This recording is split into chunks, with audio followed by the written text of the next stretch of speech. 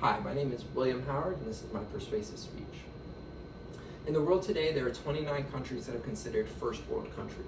28 of these offer some form of national healthcare system for their citizens. Do you know who the outlier in all of this is? Well, it's the country I'm standing in right now, the United States of America.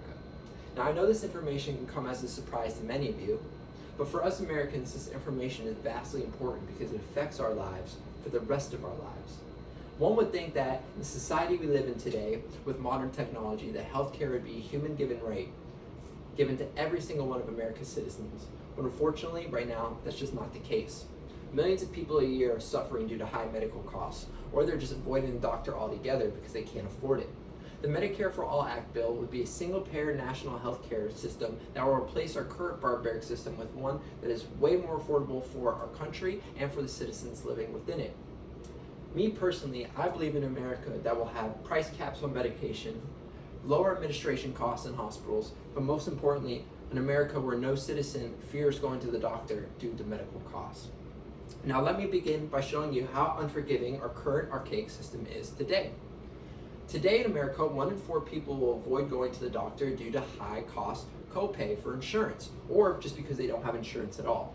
The ramifications of this is that people are dying daily due to doctor avoidance. They're either finding issues too late or they're not finding them at all.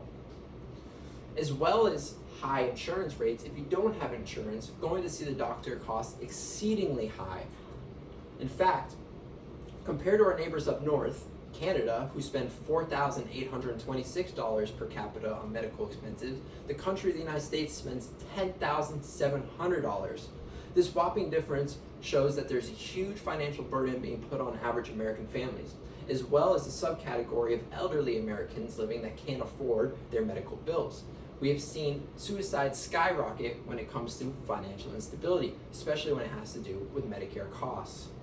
Now, passing this bill will help this country immensely and allow its citizens to live longer and fuller lives. We as individuals have the power to call our representatives and also to vote candidates in who support this bill into office. By doing that, we can pass this bill and forever change this country for the good. By passing this bill, it allows the system to be paid through taxes instead of insurance companies profiting off of our misfortune.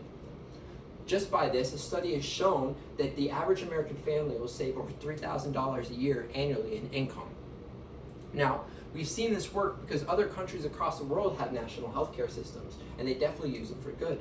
For example, in the United Kingdom, their national healthcare system is showing right now during this coronavirus pandemic how their single-payer system can handle these extreme circumstances better than our current one we have today.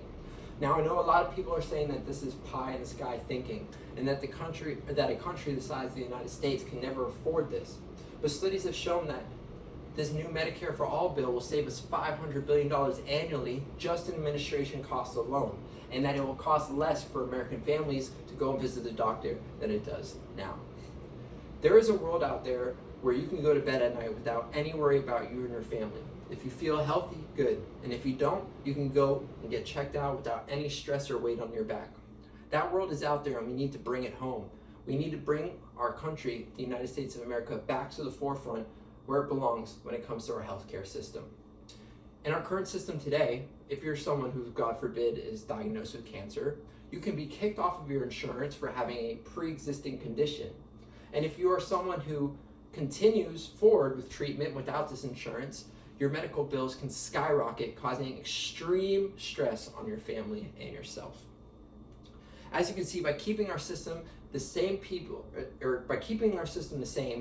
will continue to suffer and continue to pay more for not adequate health services.